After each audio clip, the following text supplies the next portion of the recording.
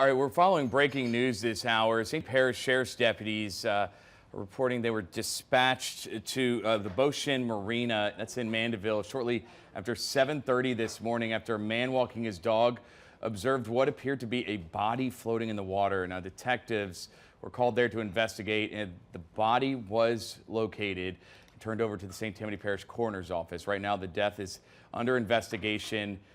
At this moment, the deputies from St. Tammany Parish say they do not suspect foul play.